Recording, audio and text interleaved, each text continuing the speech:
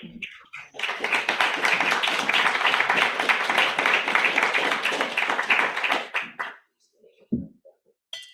you, Alan, and thank you, everyone.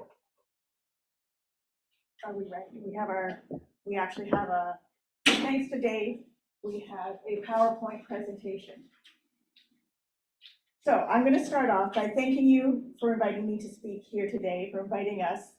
It's a pleasure to be in this room with lots of friendly and familiar faces. And I want to tell you that I'm very pleased today to have Dave Doucette join me. And Dave is, this is Amanda Villa. Dave performs as Amanda Villa. You might not recognize him today. And he lives right here in Sarnia. He's a certified elementary school teacher, and he has sat on the board of PFLAG Canada. And he has read hundreds of storybooks to children and people of all ages, including myself. So we're really happy to be here today. I'll tell you a little bit about how Drag Queen Storytime came to the Bookkeeper. So in the audience today, I have Julie, who is the store manager, back row, waiting. And Anne is here from staff as well, and my previously employed husband, Paul, and our favorite work husband, Martin, does a lot of pro bono work at the Bookkeeper. So we're happy to have that support. And so Julie and I are always talking, always coming up with new ideas. The staff, I'm always asking people for new ideas. And it was probably a few years ago that we would say, wouldn't it be fabulous if we could do a drag queen story time? But at that time in Sarnia, there were no local drag queens that we were aware of. And I thought then, we'd have to pay somebody to come in from London, and it's for like a 20-minute story time. It would be not worth everybody's time and money, like just really wasn't feasible. So then fast forward to 2022, and Julie met Dave Doucette, AKA Amanda Villa. And then shortly after I met Dave Doucette, and Drag Queen Storytime became a reality. I'm gonna let you tell your story. Sure. This was our very first Drag Queen Storytime in June. Oh, you want to jump? Oh, sorry, you jumped ahead. That's okay. I can. We can leave that up there. Okay. You want to train? Sure. So we may not follow this directly, and that's okay. I moved to Sarnia in May, but I have been performing here since August of 2021. I moved here in May of just last year, and I decided to move here, believe it or not, because I saw an opportunity to perform. I've been a performer my whole life in various capacities. Drag comes to me rather organically. I was a performer as a young child. I certainly was in touch with the feminine side of myself, meaning I wasn't afraid of it. And so to get into drag and just create a character wasn't a leap for me. I had done a lot of stage performing. I had done a lot of acting and singing and putting on costumes. When I saw drag for the first time, when I was 22, 3 years old, I knew I wanted to try that. So I have been doing it off and on. And I put this slide up because if you can just tap it one more time there. Believe it or not, drag started for me in sports. I played in gay sports leagues. They exist in the major cities across North America, and we do tournaments all over the world, actually. And I played in a softball league and a hockey league. And in that league is a fun way to celebrate or have a good time or have a little fun night. Drag was something that often happened, and I started creating, when I moved to Toronto, something I called the Ice Queen pageant. And it was newcomers into the league. It was a way to have the new people come in and feel a part of the league and do something fun. So I say all that only to say it's always been a little piece of my life. And believe it or not, had I not gotten into the sports leagues, I don't know that this would have taken off for me. And I'll tell you, it was at a performance I was doing in Montreal at a gay hockey tournament, and one of my teammates saw me perform there. It was a little bit of a competition. I won this thing. Fast forward 20 years, and that same hockey teammate is now a drag promoter. He runs a promotion company. He saw me getting back into it during the pandemic. You know, we all kind of got back into our hobbies in the pandemic. I pulled out my tickle trunk, and the next thing you know, I'm kind of performing live on Facebook and Instagram and stuff like that.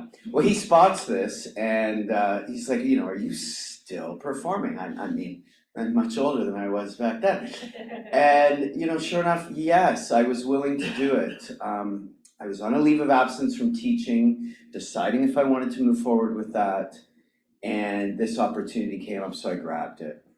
I moved to Sarnia, and slowly I was introduced to all kinds of really amazing people, and opportunities started to come up. I mean, Sarnia, I think, is a place that is slowly welcoming a bit of change and, you know, a little bit of inclusivity, maybe something that out of the norm, that what they normally expected, and I came in and sort of filled a void without even really realizing it.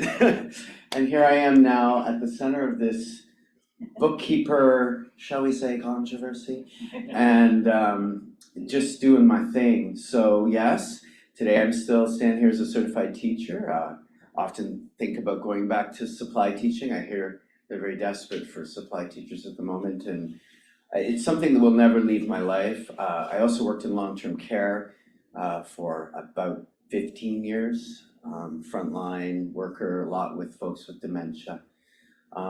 So I'm just kind of your average person who has pursued life and looked for, you know, living in the moment and just seeing opportunities as they come to me and grabbing them. And I stand here today as a proud gay man, a professional drag queen, a teacher, a frontline worker, and first and foremost, a performer at heart who cares about people. So that's me. And yes, I mean, Susan, maybe you can talk a little bit more about what's unfolded here at the Bookkeeper. And I have to constantly think myself how I want to handle this. And I've tried to remain calm in the moment and not sort of freak out, because I think, you know, if we're all kind of freaking out, it doesn't work, right? So, really nice to meet you. Certainly we'll have time at the end if you have any specific questions about my journey or, you know, where I stand today. But I'll tell you something, Sarnia, you've captured my heart, and I just might live out my later years here, because it seems like a pretty good place to be. Thanks, Dave. It's a very interesting origin story. Yeah. I love it. So our first drag queen story time was in June. So let's give it a try. I'm gonna find the June picture.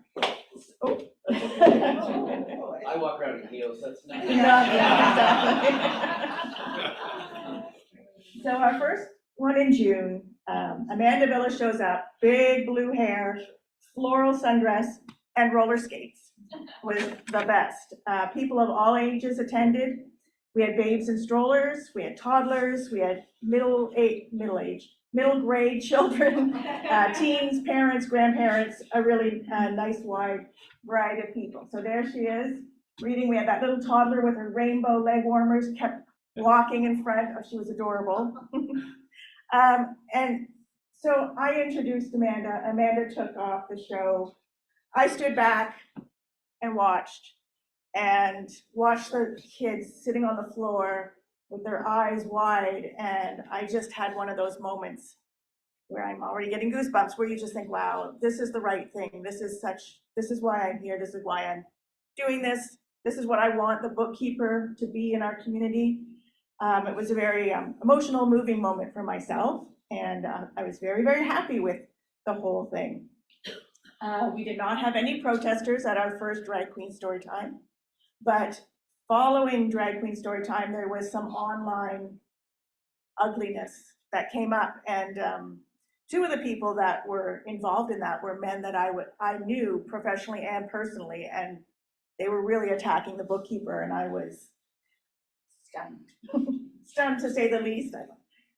You know, it's so hard not to take it personally. You know, it's been a journey for me to sort of figure out how to carry this, but it's not personal. It's not about me, and it's not about the bookkeeper. So that was our first one. We offer all kinds of programming at the Bookkeeper. We have an adult book club. We have a teen book club.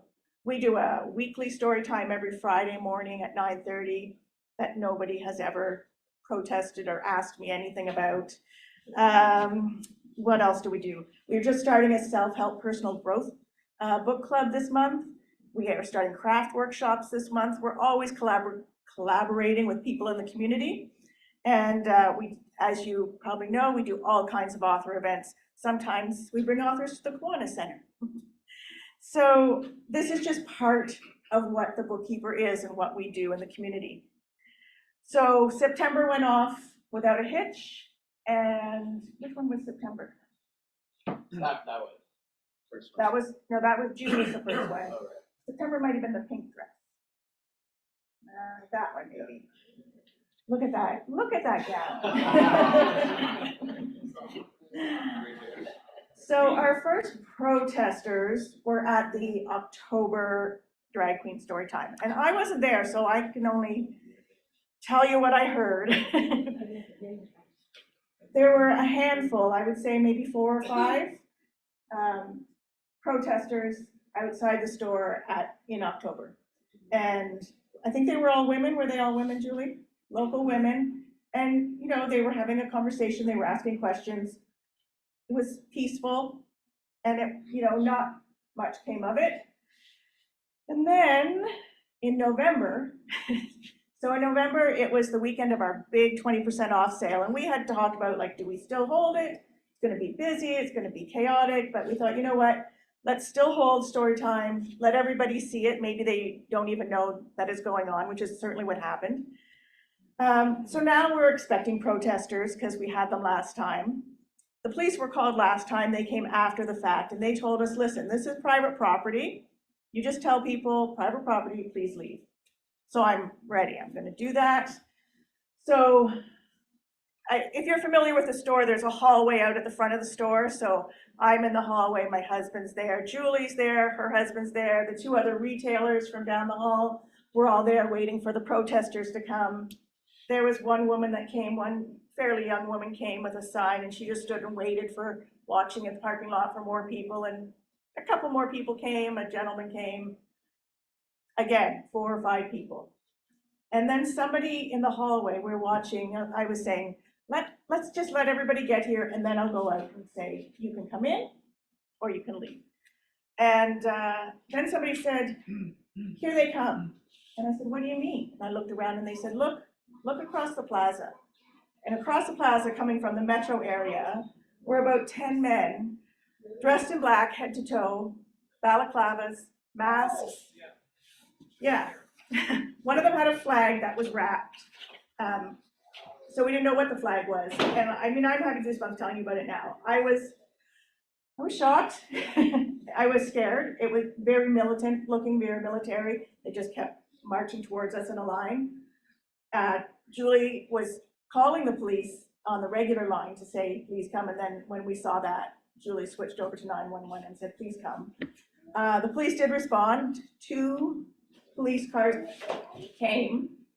So the men came and spread out. They all had, some of them had like video cameras, some of them had selfie sticks with their phone on the end, so they were walking around filming everything.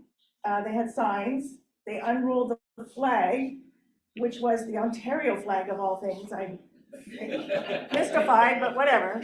The Ontario flag. So yeah, it was scary. And I went out to them and I said, hello, I'm the owner of the Bookkeeper. I'd like to invite you in to see what you're here about, what you're protesting. They said, no, they were not interested in coming in. And I said, well, in that case, this is private property and I would like to ask you to leave the property. And I had a phone in my face like this, like right up against my face, videoing me. And they said, do you own this place? And I said, yeah, I own the Bookkeeper. And they said, do you own this plaza? And I said, no, I don't. And they said, then we're not going anywhere. So they know what they're doing. They needed the landlord to say that they have to get off. Well, my landlord lives in Toronto and was currently out of the country. The police tried to call him. Of course, he wasn't reachable. So they stayed.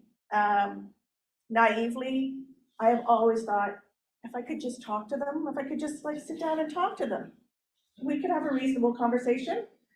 So there was one man there that was not masked, and he seemed like he would engage, and he was saying, I just want to know more, like I just want to understand. And let's talk. So we talked for a bit. I'm like, come in and see it. Like it's just so lovely. That day, Amanda Villa was dressed basically as Elsa, the Disney princess, with a beautiful blue gown and white hair and a hood, and just beautiful. And he did come in the store, and I talked to him for a few minutes in the store, and I said, what do you think?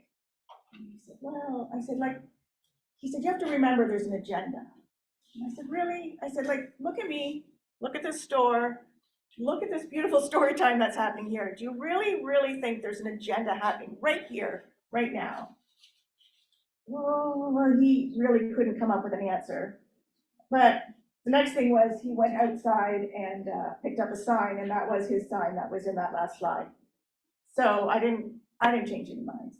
And we're not there to change minds, I guess. We just do what we do. So that was harrowing. Like it was ugly, and I did not like it. I did not like it on any level.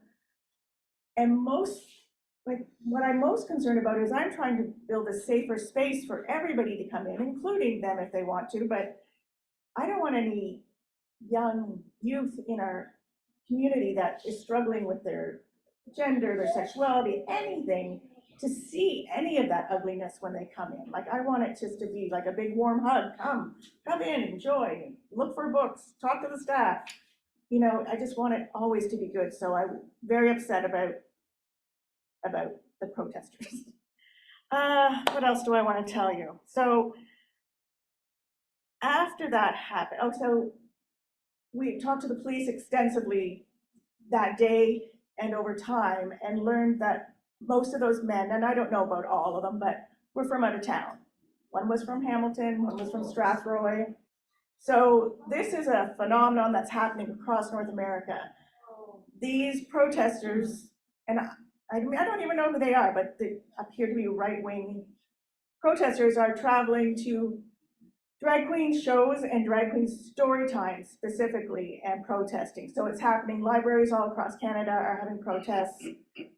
It's happening everywhere. So it's happening here. So about a week later, do you have that picture of the flyer? But a week later, posted out on one of our front doors in the evening when the store was closed was this flyer, and I don't know if I can even read it from there. It says, this flyer is not intended to, what does it say? Is intended to solely educate the public, absolutely no harm or malice intended. Then it says, community alert. Below is activity taking place at the Bookkeeper located in this plaza. It is called Drag Queen Storytime and is aimed at children, which it's not. It's aimed at all ages, but whatever. So then there's a picture of Julie, and it says manager Julie, and there's a picture of myself saying owner Caesar Chamberlain. So, I mean, again, they know what they're doing. They're saying no malice intended, but this is on our door, and then it's on the lamp post throughout the parking lot. So this is about a week after story time. So we reported this. We've been just reporting anything that happens to the police because I want them to have everything on record. So then what happened? What then happened? At one point, I was contacted by the by CBC Windsor. They wanted me to come on the morning show and talk about what happened. I'm happy to do that. I want to talk about this issue. Usually I'm a bit more of a wallflower, but not anymore. So I was on the morning show. It was He was wonderful. Then I was also contacted by CBC, their web division. They want to do a web story. They're saying this is big enough, this can be a national story. So that's what happened. It went national. People were seeing it all over the world, actually. We were overwhelmed with calls the next day. Calls, emails, people coming into the store. We had a couple calls from California. We had a phone call and an email from Jordan, the country of Jordan, by a gentleman that said he was so impressed and he was so happy we were doing this. He said his father lives in Sarnia, and next time he's home, he works at United Nations, next time he's home, he's gonna come in. We had orders from Alberta, people saying, I'm just ordering to support you. I took a call that morning, first thing in the morning, and a quiet voice asked for me, and I said, this is Susan, and they said, I'm calling from British Columbia, and it's early morning here, and I'm sitting in my office alone, and I just heard you on the CBC. And I just want to say, as a trans woman, thank you for what you're doing. And of course I was, thank you for calling. It was really beautiful. Like, it's been really wonderful. And it's also been really ugly. And I was going to read you some of the beautiful and ugly, but I think we'll just leave it at that.